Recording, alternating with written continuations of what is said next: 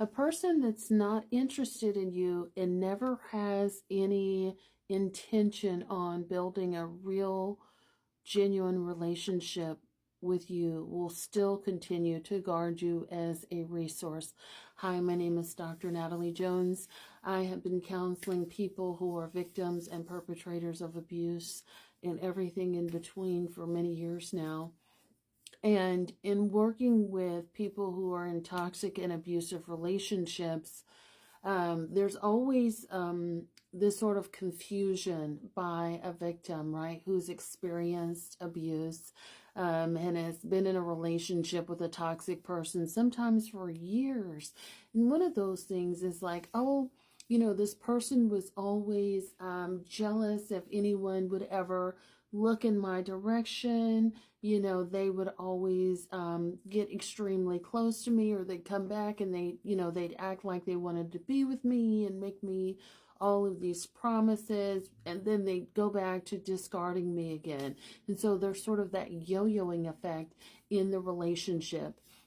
When you're in a relationship with a narcissistic person or with a person that doesn't have good intentions for you, you have to remember that their bottom line is that they want to use you in order to get their needs met. Those needs can be money, those needs can be sex, those needs can be a place to live, or some other resources, right?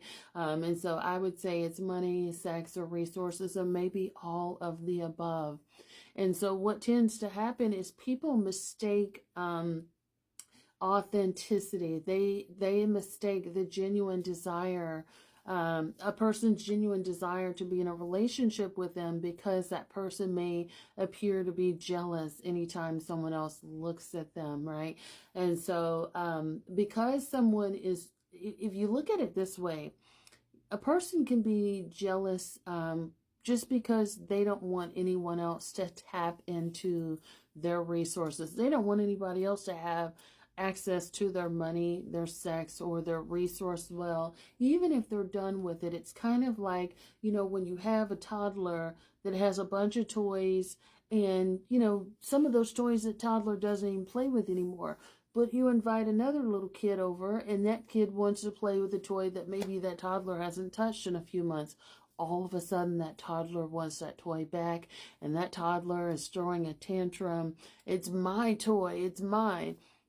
And so think of it as very much the same way with someone who is incredibly egocentric or narcissistic.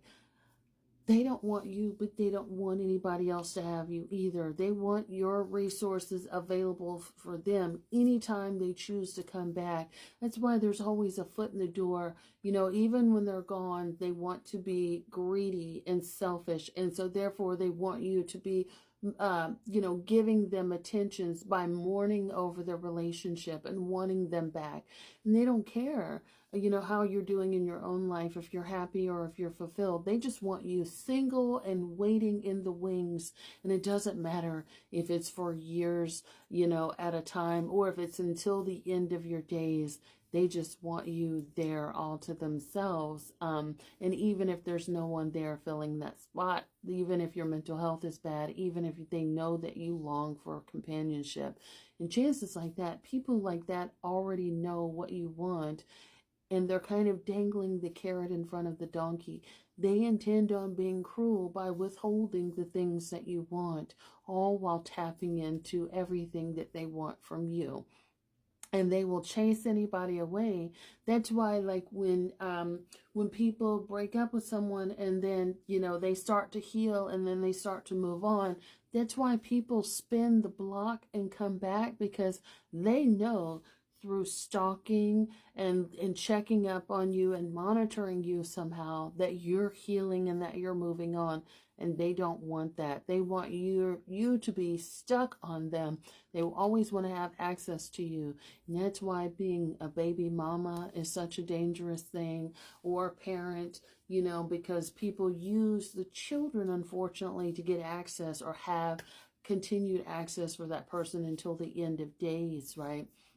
Other things is to get in bed or indebted to someone with, big investments and things. Anything where you can't easily walk away from.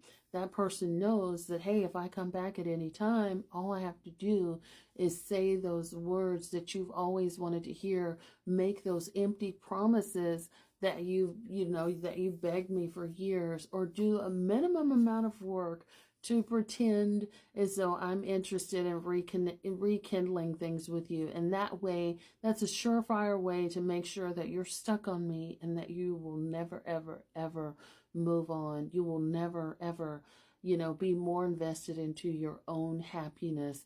You're always going to be stuck on me and invested in the bullshit that I tell you, even though we both know that it's not true. You're just hoping and wishing that it is. And that's all I have to do, is do the minimal amount of effort to give you the littlest bit of hope, and you're going to hold on to that for, a year, 2, 3, 10, 20, 50, however long it takes, right? And they're going to be able to come back at any moment, and you're going to be able to drop whatever you're doing, whoever you're with, just for 10 minutes of fun with this person who never intends to give you anything at all. They're very cruel. They're very selfish. They're only looking out for their own best interests. They will use you and pretend to care by pretending to be jealous and chasing off other people, even if they fight other people, even if they curse other people out. At the end of the day, they're not really about it. They just don't want anybody else to play with their toys that they don't want anymore. And if this has been useful to you, be sure to like, follow, and share. Thank you so much.